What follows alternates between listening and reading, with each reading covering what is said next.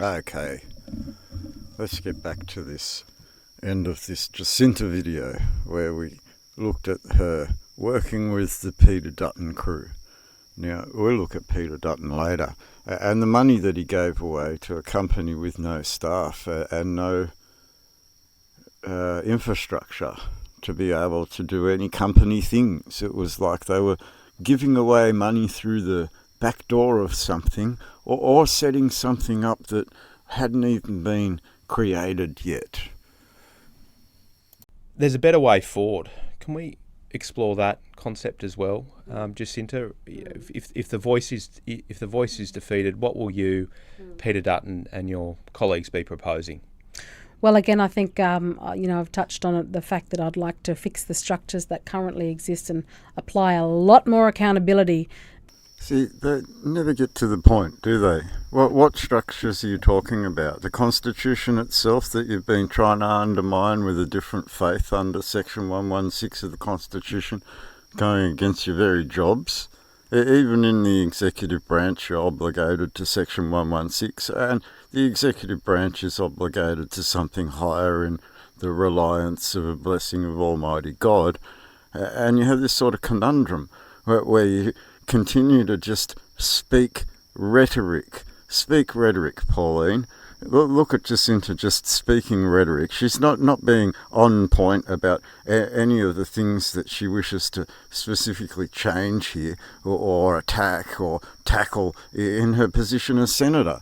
And we know that you're like an overseer of the House of Representatives and you have no right to interfere with the executive branches of government. But at some point, there's a treason that has occurred, or a treachery that's occurred, or a fraud, deceit, or war crime that's occurred along the way, Pauline. And these things aren't escapable anymore, given that the Supreme Court record has already defined some sort of standing in the matter in relation to criminal offences on an international stage, Pauline. Than what we have had in the area of, Indigenous Australians. I think we need to move away from separatism. I think separatism has largely caused a lot of our issues, and the racism of low expectations that... Choices. Now, separatism.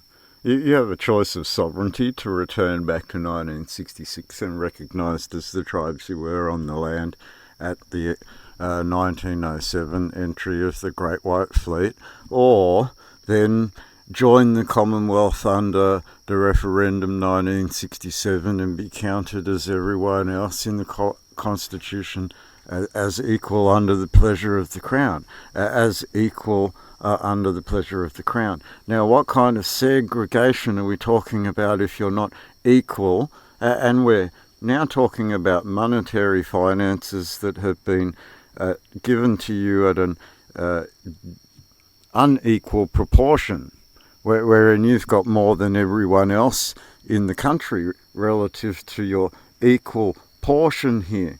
And God said equal portion. It didn't matter whether they came last or came first. They all got the same for the day. Equal portion.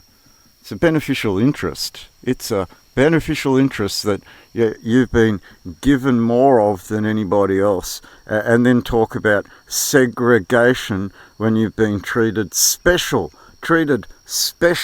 by a government that allowed you to fly your own flag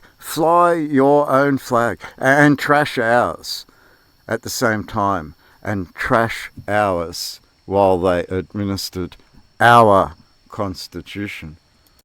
We don't hold Indigenous Australians to the same standards as everybody else because of the guilt involved with our colonial history. We have to get away from all of that and start treating Australians the same, regardless of racial heritage. I mean, see, you can treat all your plebs the same on your ship, Luke 15:14-15, but we anchored with the stone of remembrance on our homeland in this war that we don't want to play anymore. We just don't want to play it anymore because you're just a bunch of war criminals in the matter trying to play this war. And the only thing that we'd like to see is held accountable for the criminal offences that you've created over the last 70 years, especially in the last 5 to 6 years while on this soil?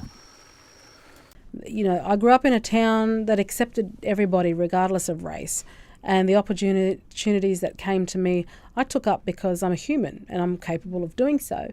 And all those humans on that citizenship. A human is a monster at law. A monster is a burden at law. A beast of burden at law that has financial burdens put on them by the rainbow people. The rainbow people are back again with their fines and their financial burdens on the burdens of warfare, the beasts of burden, the ones that are pauperisms, remember?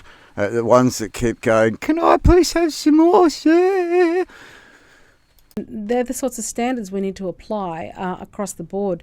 In places like the Northern Territory, I'd like to reform the Land Rights Act. I'd like to give the opportunity for traditional owners to utilise their land for economic purposes in their own right, because as it stands under the Land Rights Act, I'm a traditional owner. If I wanted to utilise a piece of my land that I'm responsible for... Bah! You own nothing. You're a traditional. Traditio. You traded it to the Crown. Referendum 1967. Your old mob said, please let me in the door. We'll trade our land if you let us in the door. And everyone went, cool, yeah, we'll let you in the door. We will trade your land into native title. Native title. We'll allow you to be custodians of your land. Custodians of your land, not owners. And then land titles. You need a prerogative right to be able to do those things, Jacinta. And we already talked about the 1966 standing of our peoples, which we could put all under one crown and define ownership of land proper. Ownership of land proper. And then all of you stupid idiots in the Senate there haven't even bothered looking at section 1256, 122, I think it is. 1, 2, 2, 3, 4, 5. Why didn't you go there?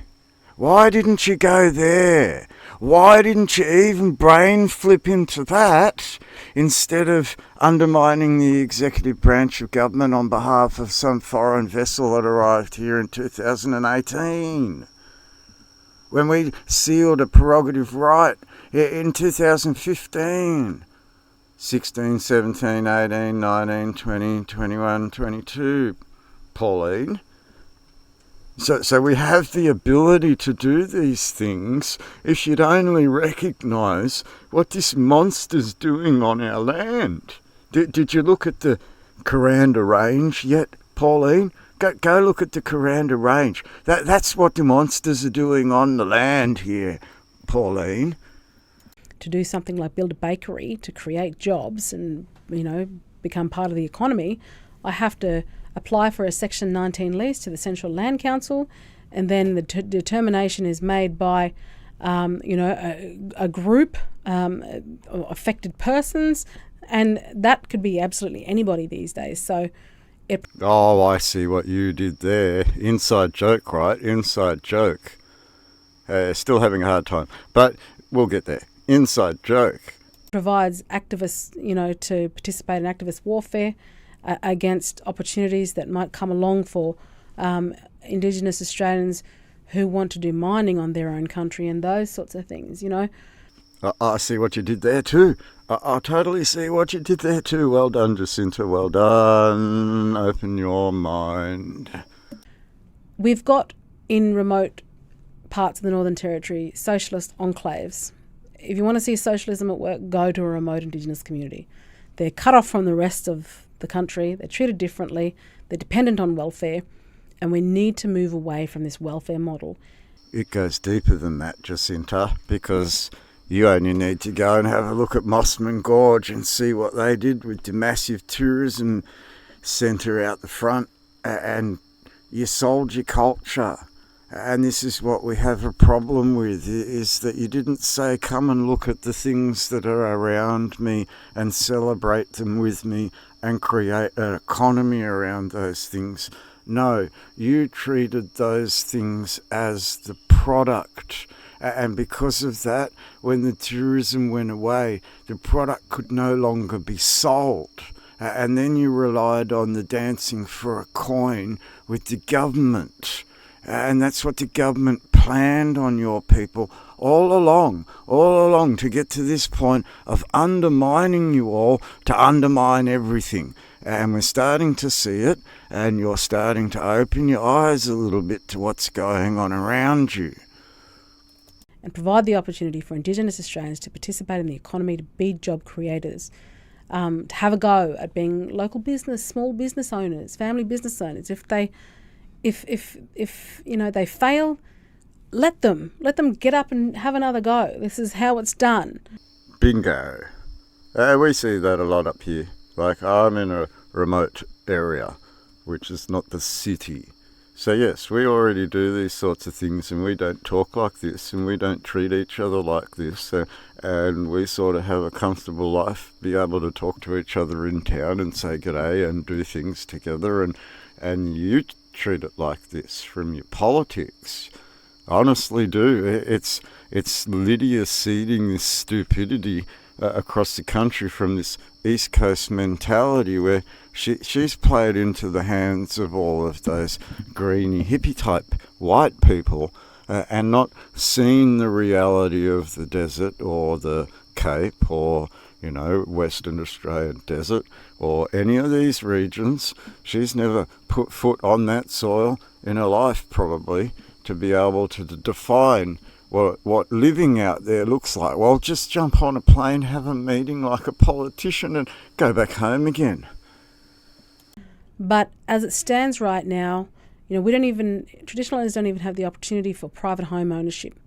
And these are things that many Australians get to take for granted. But it's different in those where the most marginalised exist. And that is what I'd like to work on changing. Yeah.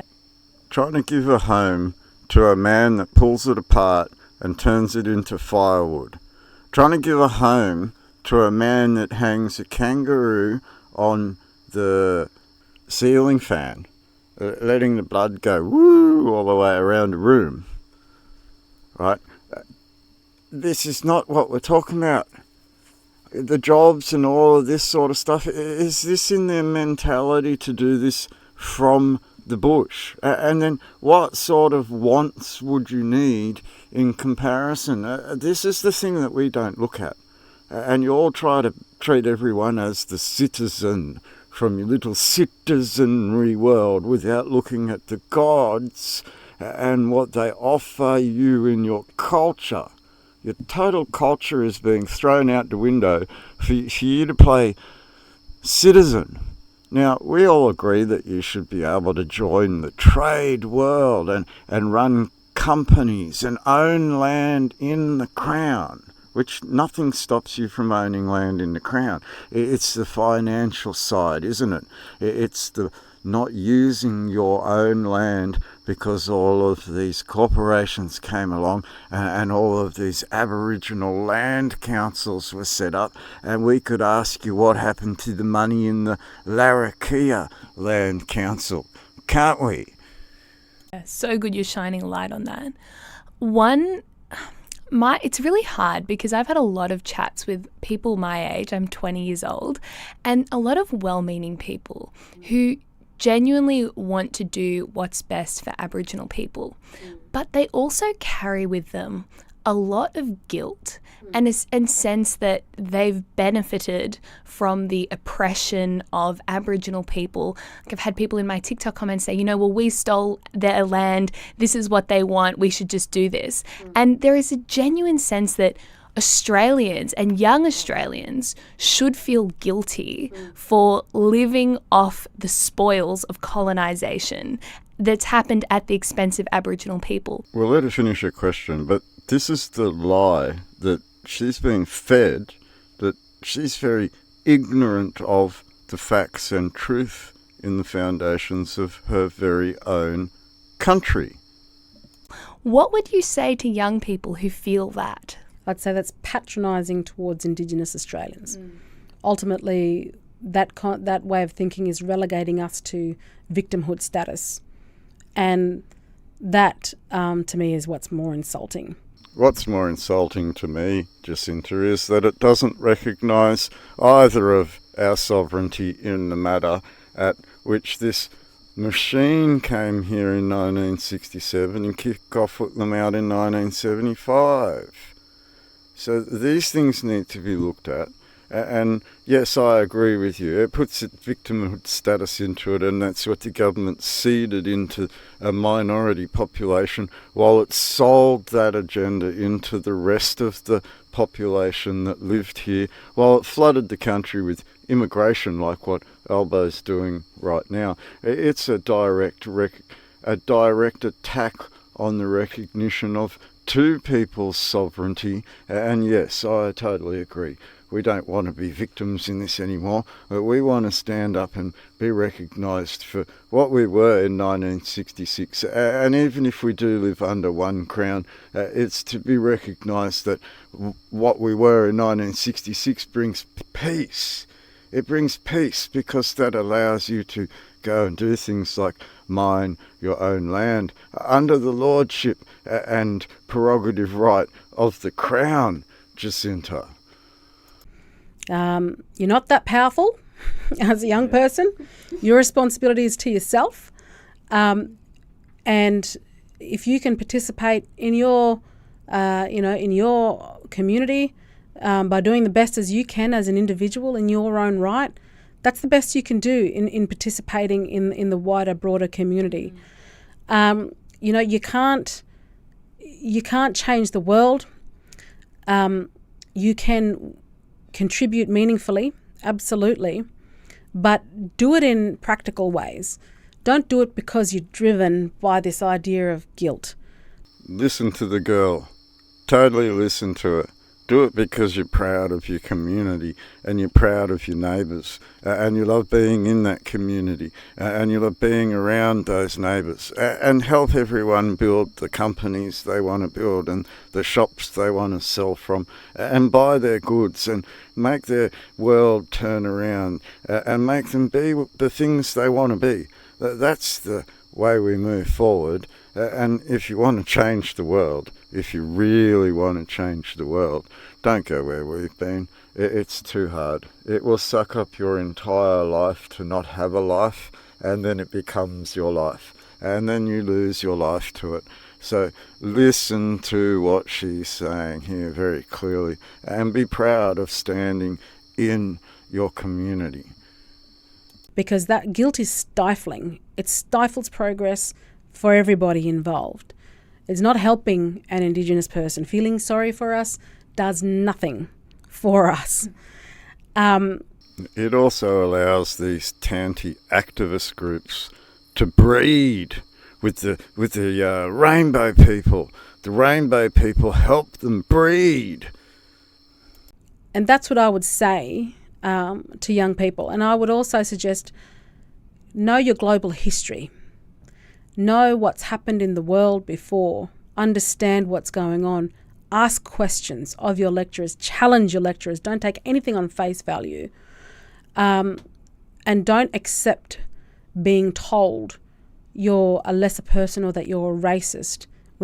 Learn about your Anzac and the foundations of your constitution and what they actually died for and what this model of the Menzies model is and how it came to be and what Robert Menzies is and how he conned you out of your Red Ensign into the Flags Act 1954 and recognise World War I and the Great War and all those statues that you have in your town and recognise that from my other video about that flag being put up on that police station.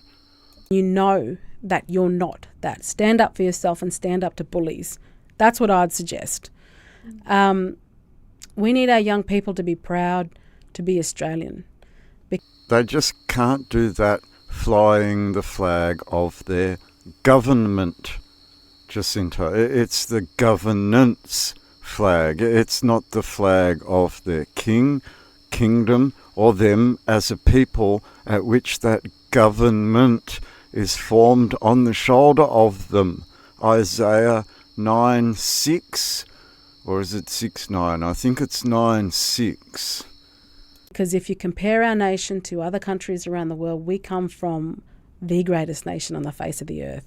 If you consider global history, if you look at the way in which some countries, while being ethnically the same but have religious differences, are murdering each other literally. Don't let the rainbow people seed that in here.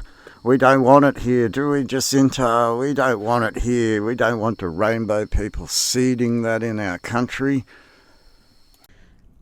We have got the world's oldest living culture, and we have got modern Australian culture, a shared Australian culture that we've all contributed to.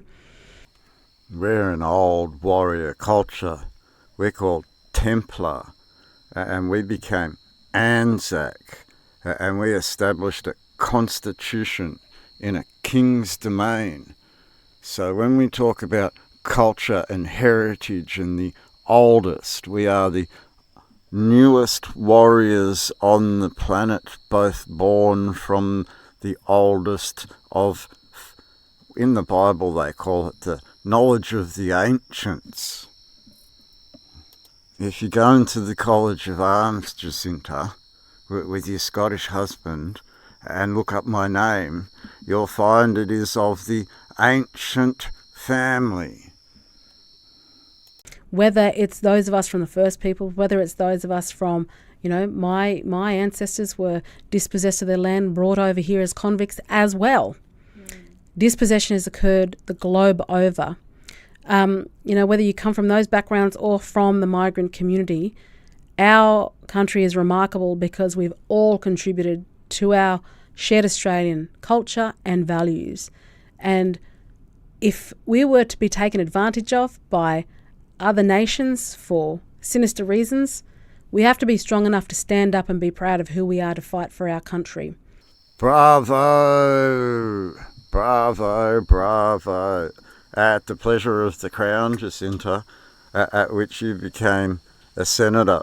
At the pleasure of the Crown, at which you became a senator of something a little bit evil in our country, but at the same, the rules didn't change, did they?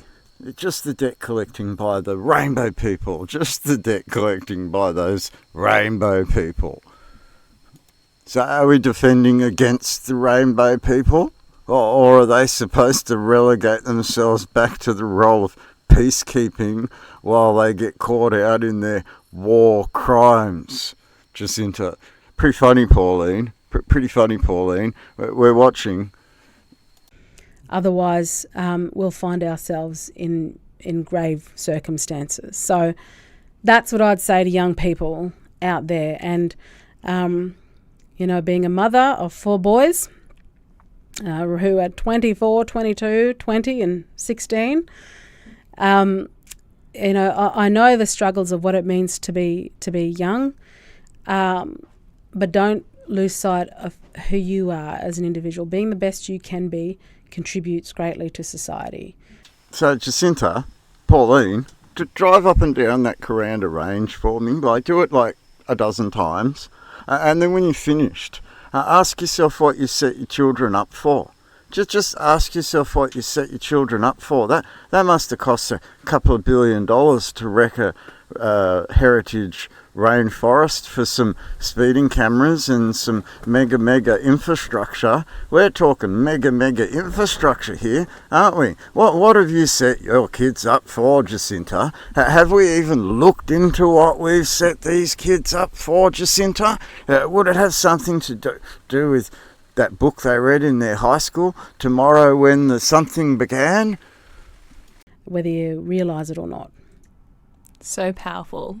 Thank you so much for saying that. It actually makes me almost emotional because young people right now, I don't know whether it's the education system, what we've all been taught, but you can just sense it. There's this pessimism there, and it just breeds envy. It breeds this class warfare, this sense that we're victims, and we're victims somehow, even though we're also the oppressors. I don't know how it all works. It confuses me. But thank you so much. That is such a powerful message that young people they're just not hearing, and it's so sad.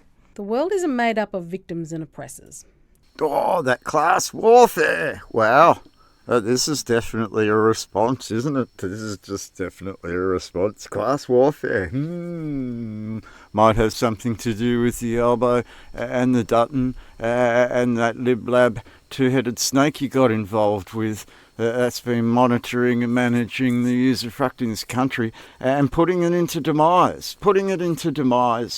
Jacinta, like Pauline knows a little bit more about that. She can talk to you back here about that one. The world is made up of humans who are largely confused most of the time, fumbling their way through life. And it's a struggle for everyone. And everyone has a right to success. Everyone has that right. If I look at my sons, my youngest, who is not Indigenous, as his older brothers are, he draws a line in the sand. He sees the woke education system's attempts to try to push an ideology onto him, and he's stood his ground, and it's been assumed that because he's white that he doesn't know about Aboriginal issues. But he knows his skin name because, like my boys, my Warlpiri family address him as Japananga. He is part of the family regardless of his racial heritage, and they accept him as such, and so he won't allow for others to treat him as though he's an ignorant white kid. Oh, you have no idea at all those little kids being dragged around by mummy and daddy in their little Aboriginal heritage tours on their caravan holidays, Jacinta. I see it every day. It's a woke-tard town everywhere I go. When he's grown up in a Warlpiri family, in a family of human beings, because his grandmother on his mother's side, just like my boys on their father's side, they both have Mauritian grandmothers. So Wow. our boys, between them have Mauritian, French Creole, Malay, Indian, Chinese. There's a great-great-grandfather from Mozambique on my boys' side. There's Irish, Scottish, Welsh, German, English. She's giving you a hint, everyone, that this class warfare has something to do with your family tree and your heritage and not the black and white bullshit that you're all seeing. It's a 1%er versus the rest, and they've pushed the middle class down into the poverty line and then said to you, you'll own nothing. And this is where we have the opportunity now to recognise what these Nazi rainbow people are actually doing, Section 115, and reverse it on them. Yay! We're starting to wake up a little bit here. I think we've triggered something in the Parliament that might have seen something move forward a little bit. There's still those war crimes to deal with, Pauline. I've told them they could make a land claim on just about any continent on the face of the earth. That's right. But they are citizens of the world, and they belong here just like anybody else. Was there a turning point for Luke 15, 14 to 15, I believe you call them Abraham's citizens. Abraham Lincoln model. The Abraham Lincoln model. Now we get it. We totally get it now. Well, we boarded the Abraham Lincoln ship, didn't we? And floated that dollar on the New York Mellon Stock Exchange. Hello there, Johnny, and hello there, it was Bob Hawke and Paul Keating that did that, wasn't it, Johnny boy? Is that why you said, no more guns for you? You might get angry with what we've done with your money supply.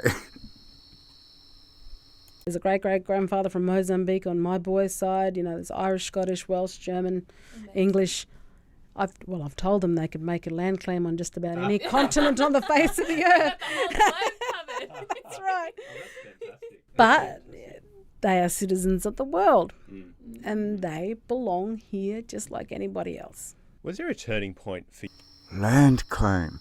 Land claim because of your heritage anywhere on the earth. No, it goes the other way around. How about you give us back our estates and pay us for all of the usage of our estates going along with the law like we've already laid out? And then if we make a land claim, well, I'd like to make a land claim, please. I've seen land that I like. I'd like to make that land claim, please. Like I have a prerogative right. Can I make that land claim, please, on behalf of my peoples? you, Jacinta, when you realised, I don't want to be a victim anymore? I don't want to have that mentality. Or was that bred into you from your mother? I know she's been campaigning against this for a long time, and if so, when was the turning point for her? I think the turning point for my mother was when she was 9 years old, to be honest, when she saw her 14-year-old cousin being dragged kicking and screaming away from her camp by her promised husband, who was significantly older than her. And, you know, she knew that at some point in her life she would be involved in an arranged marriage and she'd have to go and live in her promised husband's camp. And when she saw that happen to her 14-year-old cousin, she said, I do not want that for me. And so, you know, rebelled against her traditional culture to make sure that that didn't happen to her.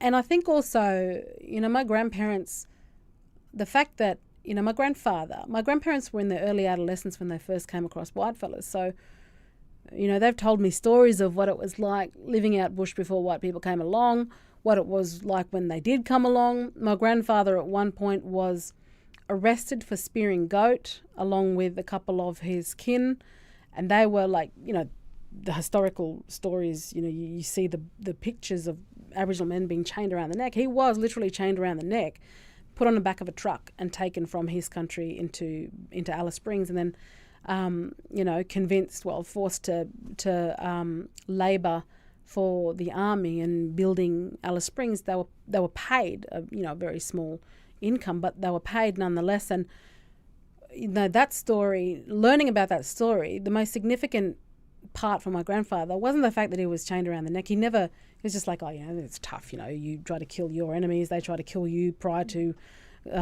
white Australians coming along. The most, the proud part of that story that he tells is the fact that he felt like he was part of the nation building of this country because he was, labouring to build Alice Springs. And so I think those gods must be crazy, right? Those gods must be crazy. And that bad canvas must be that Coke bottle, right? Must be that Coke bottle. Must have to travel to the ends of the earth to throw the Coke bottle off the end of the earth to get rid of the bad canvas, right, Jacinta? Knowing that my grandparents came from that background, and also on my father's side, you know, my grandparents were so poor. My grandfather built their first home out of Hessian bags, lived next to a river and washed their clothes. So, you know, there is no such thing as white privilege.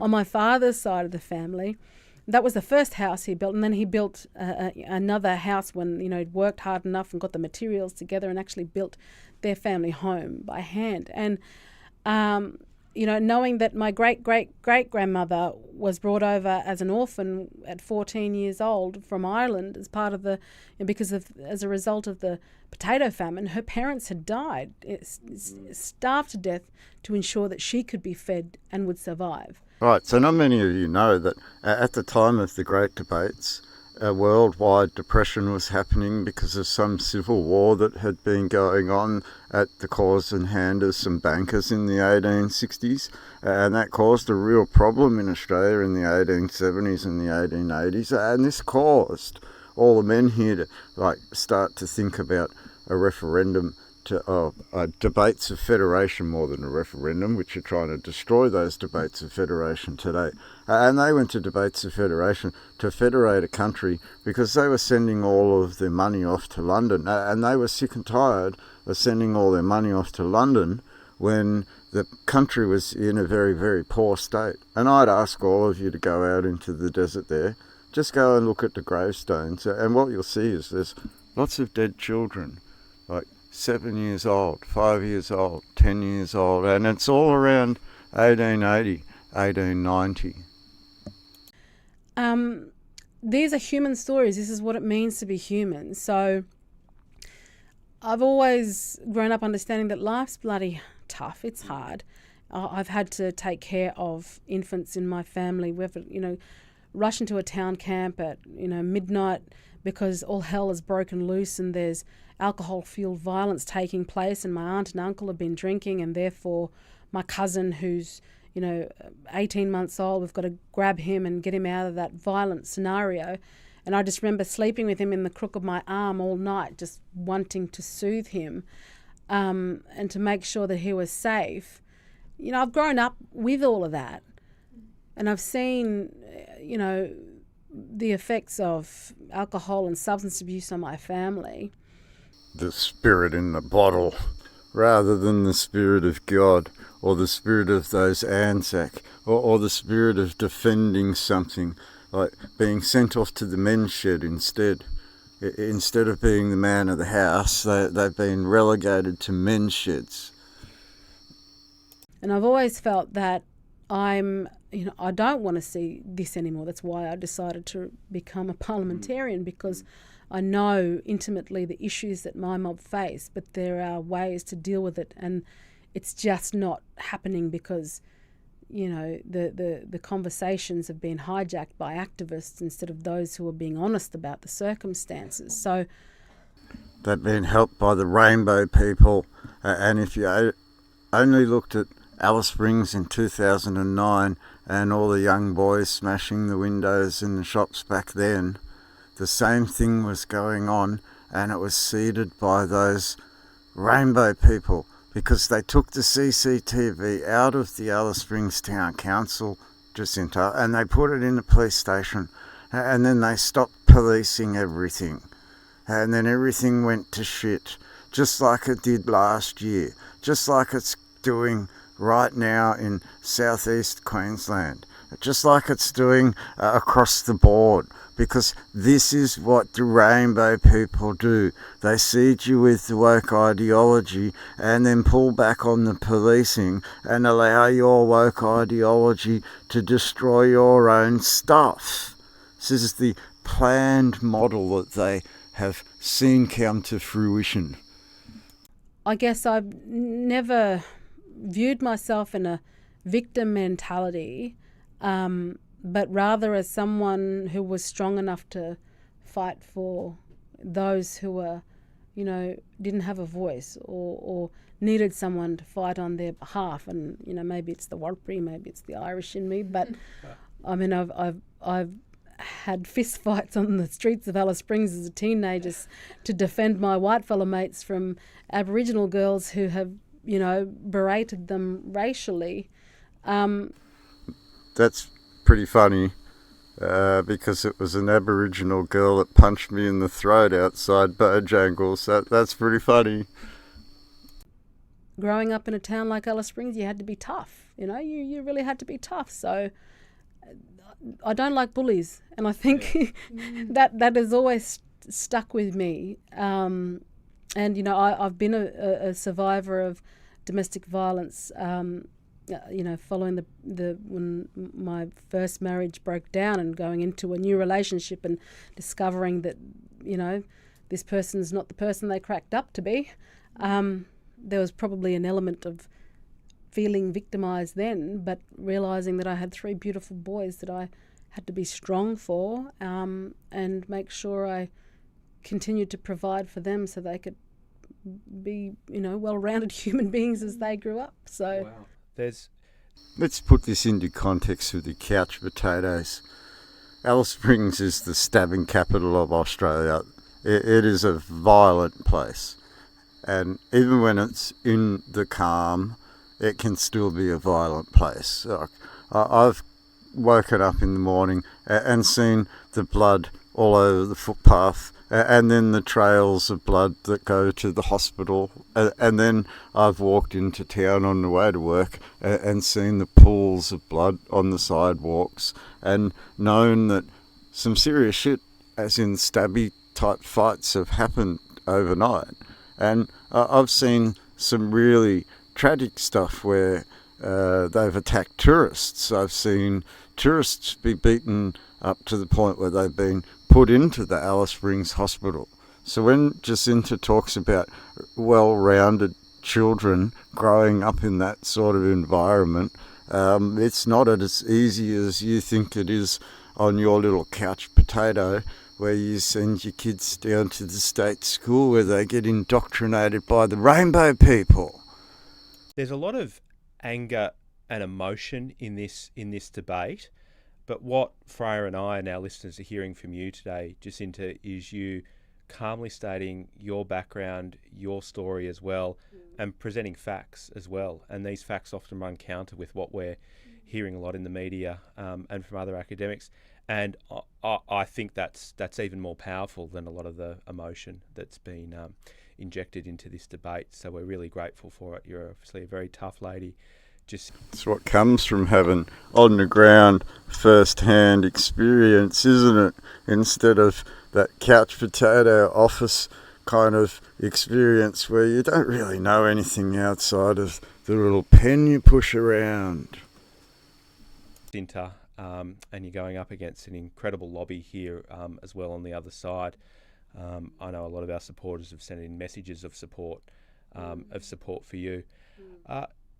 So if I can take you back to that first question I posed, I think, imagine you've got a couple of minutes in a lift or at an interaction at Fraser University with a 20-year-old voter who's heard arguments from both sides. What's your message to them? I would suggest to them, do your homework, do your research, look into the detail, understand that your vote is really, really important because the Constitution belongs to each and every Australian. But this referendum is the most divisive referendum our country has ever faced, I believe. And there's in Australia in 2023, we should never be seeking to divide us along the lines of race within our Constitution. I'll say vote no. I'll say look at your Anzac. I'll say look at what the foundation in that Constitution actually means before you undermine it, tear it apart and see it all fall into nothing. And then I'd say, Jacinta, a prerogative right allows someone to reverse a problem that is criminal at law. And it could be considered criminal at law given that the modus operandi of it comes from the rainbow people. I have spoken to ambassadors from different parts of the world, and they ask me, why is Australia doing this, especially European countries who know all too well, in recent history, the world wars that we've had, the reasons behind those world wars have ultimately been racially driven. And, what we're suggesting pushes us in a direction of South African apartheid, a direction of Palestinian apartheid, a direction of hell that these banking model, WEFI type, Menzies model type people have seeded into you over the last 100 so years.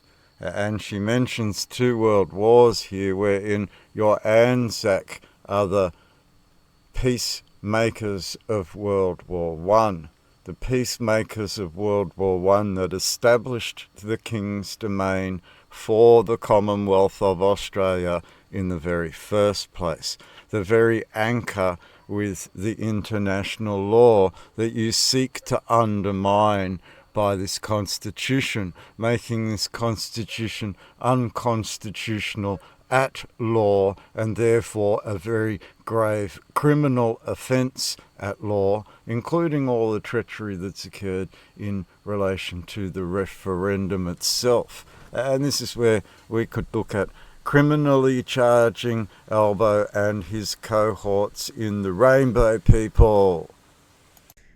That could provide an environment, where we could see those sorts of atrocities occur, and we need to understand from history not to go down those same paths, and not to take the Prime Minister's words as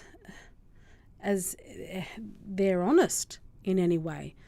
Was Scott Morrison honest? No. Was Malcolm Turnbull honest? No. Was Tony Abbott honest? No. Was Julia Gillard honest? No. Was Kevin Rudd honest? No. Who else have we got here? Was Hawke honest? No. There's quite a few more. Fraser spoke up about it. Keating spoke up about it. Costello sort of spoke up about it. But dishonesty seems to be the flavour of Liberal and Labor and the Greens and UAP and just about every party that ever attends a parliament under an oath that's at the peril of their life to the Rainbow People. I don't want to be relegated to an entity because of my racial heritage and treated differently. It should not be occurring. We don't want to be, constitutionally enshrined as perpetual victims in the Constitution. And there are absolutely many other ways in which we can support our most marginalised, and this is not it. Stop accepting it as apartheid. To accept marginalisation is to accept financial apartheid. Financial apartheid is the class warfare that we're talking about, isn't it? It's not a black-white apartheid, is it? It's a financial apartheid. And we're starting to realise, you did listen. You listened very intently to the fact that some Supreme Court justice defined something very clearly on the Supreme Court record. And you're also listening to the fact that I'm not fucking around when it comes to war crimes. And I'm also not joking when it comes to reverting this whole entire debacle back to zero after it's done. Because to undermine your very gods and to discuss God in the Parliament itself. This is what you're doing by giving Aborigine a voice, is undermining the core of the faith of the Constitution itself and talking about religion at Section 116, which is against the Constitution and outside of the boundaries at which you're limited to in the Parliament, executive, or the ministry or the Senate. It's pretty clear, really. Stop talking about religion and trying to undermine the very core executive of that Constitution under the reliance of the blessing of Almighty God. Well, thank you very much, Jacinta, for joining us for this podcast. Thank you, Freya. Our listeners should have received in the mail the referendum booklet that outlines some of the arguments that that Jacinta's put to us today, along with arguments from the yes case. I encourage all of our listeners to go through that in detail. Thank you very much, Jacinta. Thank you for having me. So, Pauline, we see it, totally see it. You've listened to everything. You know, bakery, and baked goods are pretty good. They're pretty good, but you need to be able to sell them to people in an open marketplace where you don't have digital IDs and genetic modifications and social and all this sort of credit score kind of stuff. And this is why I want you to go and look at the Kuranda range. And I really, really want you to question why you've spent billions of dollars destroying what would be considered a rainforest just to be able to do something automated on those roads there. I'd like you to explain what that automation is. What are you going to do with our highways and byways? What are you going to do with the rainbow people and the trade models? Like, we see it all, and you're destroying country to be able to do it. You're destroying country to be able to do it. Now, you've listened to every word that was said, and you're obviously very clearly observant of what Supreme Court justices laid down on the Supreme Court, but you really just don't want to open up and admit it.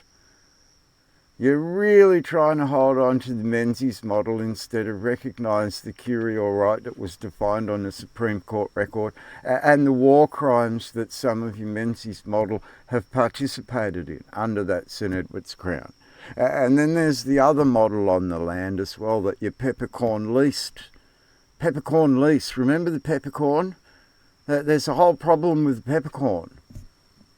Right? Should it be more than a peppercorn now, given that we've already gone through the law in relation to defrauding someone's estate? We're wholly home from seas now. And this is what you fail to recognise, is that it's our constitution at law under the Justice Lonergan's decision demonstrating that we have a curial right to what our ancestors left us in a line of authority or lineage and ancestry, which we have holy admittance here that we allowed a people into it by cancelling 127 of our constitution to allow them the pleasure of the crown equal to everyone else. Equal to everyone else, Pauline, and even if this were to return under usufruct to the actual naked owner, that nothing there would change, would it? Nothing there would change. And what she talks about in relation to all these land councils would change. It would give them a right to actually mine their own land, wouldn't it? It would give them a right to open up shops and retail and create kind of towns and cities. And I'd like you to come up here and go down to Cairns here and go off to the headland there, and I forget the name of the people there off the top of my head, but they created a whole parish, and became a people in this sea, in this holy sea, Pauline. That's what I would look at doing. It gave them a right to create a whole town, and now they have a bishop of their town, Pauline, and they became a whole entire infrastructure through that, grounded in some sort of faith, Pauline, that puts them at a standing in this international law. And I don't mean as an Aboriginal tribe, I mean inside the Holy See of Australia, defined and recognised. Isn't that the way we want them to be, recognised as their towns and cities all across the country? And then that would give them the right to trade and do all these things that Jacinta's actually concerned about here. Isn't that right? I'm just trying to fathom why you ended up with all these land councils and men taking hundreds of millions of dollars and running off to foreign countries only to have to be watched and chased by Interpol and brought back to Australia to be held accountable for defrauding Aboriginal Land Council. Now, I've heard this happening many times, and not just by white people, but by black people as well, Pauline.